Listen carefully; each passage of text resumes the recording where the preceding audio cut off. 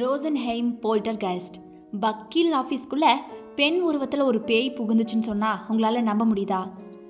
திடீர்னு வரக்கூடிய ஃபோன் கால்களில் எதிர்முனையில் யாருமே பேசாமல் இருக்கிறத பார்த்துருப்பீங்க. தானாக திடீர்னு கீழே விழுந்து உடையக்கூடிய புகைப்படங்கள், அது போக பொருள்கள், கண்ணாடிகளை கேள்விப்பட்டிருப்பீங்க. ஏன் பேய் படத்தில் கூட இப்படி தான் காட்டுறாங்க.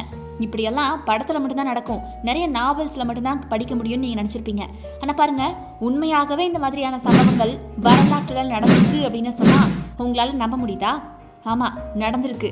சரியா 1960களில் ஜெர்மன் நாட்டில் வக்கீலாக இருந்தவர் தான் சிக்மண்ட் ஆடம். இவர் அந்த நாட்டில் ரொம்ப ஃபேமஸான வக்கீலாக இருந்திருக்கார். அப்போவே இவர் தன்னுடைய வேலை விஷயத்துக்காக தன்னுடைய அலுவலகத்தில் இருக்கக்கூடிய நிறைய வேலைகளுக்காக 2 பெண்களை ஸ்டாஃப்ஸாக வேலைக்கு சேர்த்துக்கிறாரு. தன்னுடைய அலுவலக பணிகளை எல்லாத்தையுமே அந்த பெண்களை வச்சு அவர் பார்த்துட்டு வராரு. இந்த மாதிரி அவர் அலுவலக பணிக்காகவே 2 பெண்களை நியமிச்சிருக்காரு இல்லையா, அவங்களும் நல்லாவே வேலை செஞ்சுட்டு வராங்க. அவர் கோர்ட்டில் செலவு செய்யக்கூடிய நேரம் போக மற்ற நேரங்களை தன்னுடைய அலுவலகத்தில் தான் செலவு செய்வாராம். அதாவது தன்னுடைய ஆஃபீஸில் அலுவலகத்தில் அவர் என்ன பண்ணுவார் அப்படின்னா, அடுத்தடுத்த வழக்குக்கான ஆவணங்களை தயார் செய்கிறது, ஆவணங்களை சரி பார்க்கறது மாதிரியான விஷயங்களை அந்த பெண்களை வச்சு தான் செஞ்சுட்டு வந்திருக்காரு. இந்த மாதிரியான ஒரு நிலைமையில தான் 1967ஆம் ஆண்டு அவருடைய அலுவலகத்தில் 19 வயது பெண்ணாக அனிமேரி ஷக்காபேரி அப்படிங்கிற பெண் பணிக்கு வந்து சேர்றாங்க. அவங்க ஆடமிற்கு செக்ரட்டரியாக பணியாற்றிட்டு வராங்க. அப்படி இந்த நிலைமையில் ஒரு நாள் ஆடமும் அந்த 19 வயது பெண்மணி சேர்ந்தாங்க இல்லையா செக்ரட்டரியா, அந்த மேரியும் அலுவலகத்திலேருந்து பரபரப்பாக பணியாற்றிட்டு இருக்காங்க. அப்போ சரியாக ஒரு ஃபோன் கால் வருது. அந்த ஃபோன் காலை எடுத்து இவர் பேசும்போது எதிர்முனையில் யாருமே பேச மாட்டேங்கிறாங்க. இவருடனே ஃபோன் லைனில் தான் ஏதாவது கோளாறு இருக்குன்னு நினச்சிக்கிட்டு கொஞ்ச நேரம் அப்படியே வெயிட் பண்ணுறாரு. ஆனால் பாருங்கள், நேரங்கள் தான் ஓடி இருக்கு. ஃபோன் வரும்னு வெயிட் பண்ண அவருக்கு ஏமாற்றம் தான் மிஞ்சி இருக்கு. ஃபோன் கால் கடைசி வரைக்கும் வரவே இல்லை. என்ன நடக்குது ஏது நடக்குதுன்னு அவருக்கு ஒரு மாதிரி புரியவே இல்லை. யார் தான் ஃபோன் பண்ணியிருப்பா அப்படின்னு. சொல்லப்போனால் அன்றைய காலகட்டத்துக்கு ஃபோன் பயன்பாடு அப்படிங்கிறது ரொம்ப குறைவு. அப்படிங்கிறதுனால எப்படி இப்படி ஒரு கால் வந்தும் யாரும் பேசாமல் இருக்காங்க அப்படின்னு அவருக்கு ஒரு மாதிரி வியப்பாக இருக்குது. இவர் தொடர்ந்து அடுத்த நாள் வேலைக்கு வராரு ஆஃபீஸ்க்கு. இதே மாதிரி ஆடமும் மேரியும் என்ன பண்ணுறாங்கன்னா பணியாற்றிட்டு இருக்காங்க. அப்போது அதே மாதிரி பரபரப்பாக அவங்க வேலை செஞ்சுட்டு இருக்கும்போது மறுபடியும் ஒரு ஃபோன் கால் வருது. அந்த ஃபோன் கால்லையும் அவர் எடுத்து பேசும்போது யாருமே சரியாக பேச மாட்டேங்கிறாங்க. சரி, என்னது இது, அடிக்கடி இந்த மாதிரி நடக்குது அப்படின்னு புரியாமல் ஒரு மாதிரி குழம்பி போகிறாரு. அதுக்கப்புறம் ஆவணங்களை எடுத்துக்கிட்டு அவர் கோர்ட்டுக்கு போகிறாரு. அங்கே போய் எல்லா வேலையும் முடிச்சுட்டு அவர் சாயங்காலமாக என்ன பண்ணுறாரு, அலுவலகத்துக்கு வராரு.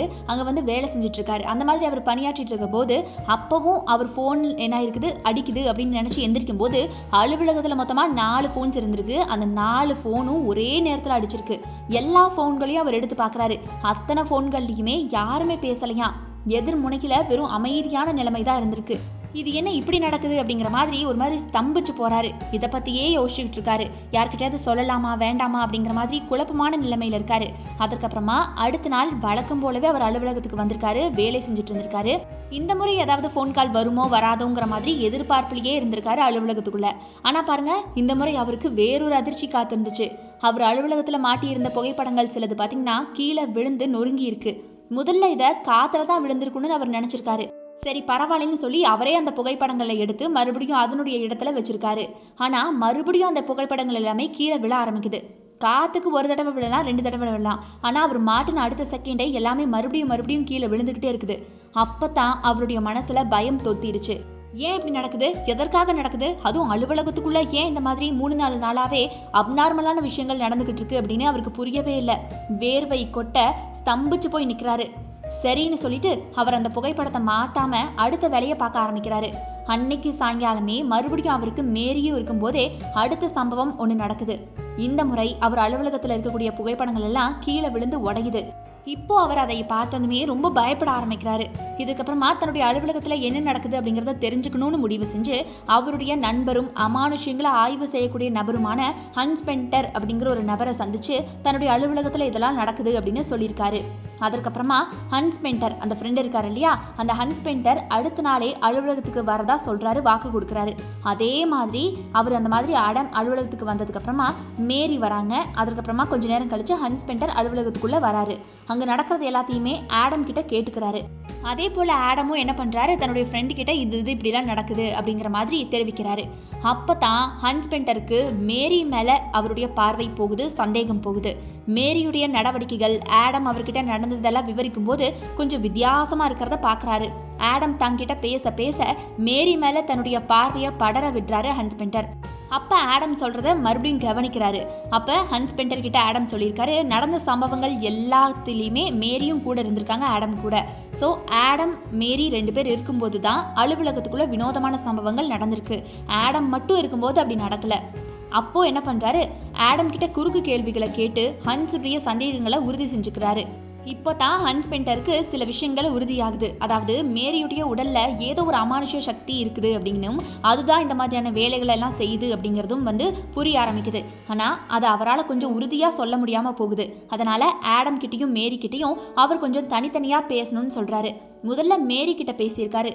அப்போ ஆடம் அலுவலகத்துக்கு வெளியே நின்று இருக்காரு. மேரி கிட்ட முதல்ல ஹன்ஸ் பார்த்தீங்கன்னா, அதாவது அந்த பொண்ணுடைய குடும்பத்தை பற்றி, அவங்களுடைய பேக்ரவுண்ட் பற்றிலாம் கேட்குறாரு. இந்த அலுவலக பணிக்கு முன்னாடி என்னெல்லாம் செஞ்சுட்டு இருந்தாங்க அந்த பொண்ணு அப்படிங்கிற மாதிரி விசாரிக்கிறாரு. அதில் எதுவுமே தப்பாக இருக்கிற மாதிரி அவருக்கு தெரியல. அதுக்கப்புறமா அவர் மேரியுடைய தற்போதைய முதலாளியான தன்னுடைய ஃப்ரெண்ட் ஆடம் குறித்து விசாரிச்சிருக்காரு. அப்போ மேரியுடைய நடவடிக்கையில் மாற்றம் தெரிஞ்சிருக்கு. அதுபோக மேரி ஆடம் தன்னை அதிகமான பணி கொடுத்து சித்திரவதை செய்கிறதாகவும், சின்ன தப்பு ஏதாவது செஞ்சால் கூட அதிகமாக திட்டுறதாகவும் குறிப்பிட்டு ஆவேசமாக பேசியிருக்காங்க. அப்போ ஹன்ஸுக்கு புரிய வருது, கொஞ்சம் தெளிவாகிறாரு. அதாவது தன்னுடைய ஃப்ரெண்ட் இந்த பெண்ணுக்கு அதிகமான பணி கொடுத்து இந்த பெண்ணை மன உளைச்சலுக்கு ஆளாக்கியிருக்காரு அப்படின்னு. அதற்கு முன்னாடி கேட்ட எந்த கேள்விக்குமே அந்த பெண்மணி அவ்வளவு கடுமையாகவும் ஆவேசமாகவும் பேசலை. ஆனால் தன்னுடைய ஃப்ரெண்ட் ஆடமை பற்றி பேசும்போது மட்டும் மேரி ரொம்ப ஆவேசப்படுறத அங்கே ஹன்ஸ் உணர்ந்துக்கிறாரு. அதன் மூலமாக அவர் மேரியினால தான் இத்தனை சம்பவங்களும் அமானுஷங்களும் நடந்திருக்கு அப்படிங்கிறத புரிஞ்சுக்கிறாரு. அதற்கப்புறமா ஆடம் அழைச்சிட்டு மேரியை வெளியே போக சொல்லிட்டு, இந்த சம்பவங்களுக்கெல்லாம் மேரி தான் காரணம் அப்படின்னு தன்னுடைய ஃப்ரெண்டான ஆடம் கிட்ட சொல்கிறாரு ஹன்ஸ். இதில் குறிப்பிட வேண்டிய விஷயம் என்ன அப்படின்னா, மேரிக்கு ஆல்ரெடி என்கேஜ்மெண்ட் நடந்து அந்த உறவு முறிந்து போயிருக்கு. அந்த விரக்தியில் இருந்தவங்களுக்கு பணி கொடுத்து ஆடம் ரொம்ப மன உளைச்சலுக்கு ஆளாக்கியிருக்காரு. கடைசியில் மன நோயாளியாகவே மாற்ற வச்சுட்டாராம். அந்த அளவுக்கு ப்ரெஷரைஸ்டான ஒர்க்கை கொடுத்துருக்காங்க அந்த 19 வயது பெண்மணிக்கு. இதனால தான் அந்த பெண்மணி மேரி பார்த்தீங்கன்னா இந்த மாதிரியான ஃபோன் கால்ஸை அலுவலகத்துக்கு கொடுத்து மிரட்டியிருக்காங்க. அது மட்டும் கிடையாது, ஜெர்மனியில் பல இடங்களில் இந்த ஃபோன் கால்ஸ் ரிசீவ் ஆகியிருக்கு பல பேருக்கும். ஏன் அப்படின்னா அந்த மனநோயின் காரணமாக அவங்க பார்த்தீங்கன்னா பலரையும் பயமுறுத்த ஆரம்பிச்சிருக்காங்க. பலரும் பார்த்தீங்கன்னா மகிழ்வாக இருக்கிறத அவங்க பார்த்து இவங்க ரொம்ப ப்ரெஷராக இருக்கிறத அவங்க உணர்ந்து ரொம்பவே பார்த்தீங்கன்னா ஸ்ட்ரெஸ்ஃபுல்லான லைஃப்பை வாழ்கிறமேன்னு சொல்லி பலரையும் பயமுறுத்தி பார்த்துருக்காங்க. அதற்காகத்தான் ஃபோன் கால்ஸ் பண்ணி எல்லாத்தையும் மிரட்டுறது, நைலான் த்ரெட்ஸை வால்ஸில் அட்டாச் பண்ணி அந்த ஃபோட்டோஸை விழுக வைக்கிறது, அந்த மாதிரியான விஷயங்களை தொடர்ந்து ஹாரராக பண்ணிகிட்டே இருந்திருக்காங்க. இப்படியெல்லாம் த்ரெட் பண்ணால் கண்டிப்பாக இவங்கெல்லாம் ஹாண்ட் ஆகி ஸ்ட்ரெஸ் ஆவாங்க இல்லையா, அதை பார்க்கறதுக்காகத்தான் மேரி அப்படி பண்ணியிருக்காங்க. அதாவது இது அவங்க ஆடம் கிட்ட மட்டுமே பண்ணலை, பல இடங்களில் ஜெர்மனியில் பல பேருக்கும் பண்ணியிருக்காங்க. அதனாலேயே பார்த்தீங்கன்னா இந்த கேஸ் மிகப்பெரிய கவனத்தை ஈர்த்திருக்கு. அதனால ஹன்ஸ் பெண்டர் பார்த்தீங்கன்னா ரொம்ப ஃபேமஸ் ஆகிட்டாரு இந்த கேஸ்னாலேயே. இப்போவும் ஹன்ஸ் பெண்டர் கேஸ் அப்படின்னு நீங்கள் போயிட்டு ஜென்ரலாக தேடினீங்க அப்படின்னா இதை பற்றி அவர் தான் முன்னிலையில் வருவார். ஏன்னா இதில் ஆடமோ மேரியோ முன்னாடி வரமாட்டாங்க. ஹன்ஸ் பெண்டர் தான் இதை கண்டுபிடிச்சாரு, ஹன்ஸ் பெண்டர் தான் இதை வெளியுலகத்துக்கு கொண்டு வந்தார் இல்லையா. அதனால இதில் ஹீரோ இவர் தான் அப்படின்னு சொல்லப்படுது. ஆடம் கடைசியில் அதிர்ச்சியாகி அந்த பெண்மணிக்கு தான் கொடுத்த பணியின் காரணமாக, சுமை காரணமாக அவங்க இப்படி ஆயிட்டாங்களே அப்படிங்கிறத வருத்தப்பட்டு யோசிச்சு சிந்திச்சு அதுக்கப்புறமா அதை நிறுத்திட்டாரா இல்லையா அப்படிங்கிறத வரலாற்றில் எங்கேயும் குறிப்பிடப்படலை.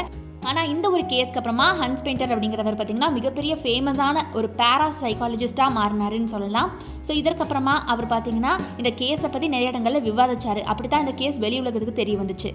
ஒரு 19 வயசு பெண்மணியான மேரிக்கு அவ்வளவு வேலைகளை கொடுத்தது ஆடமுடைய தவறா, இல்லை ஆடம் கிட்ட நேரடியாக அதை கன்ஃபியூஸ் பண்ணாமல் இப்படியெல்லாம் அவரை போட்டு பயமுறுத்தின 19 வயது பெண் மேரி அவங்களுடைய தவறா? மறக்காமல் உங்களுடைய கருத்துக்கள் என்ன அப்படிங்கிறத கமெண்ட் செக்ஷனில் தெரிவிச்சிருங்க.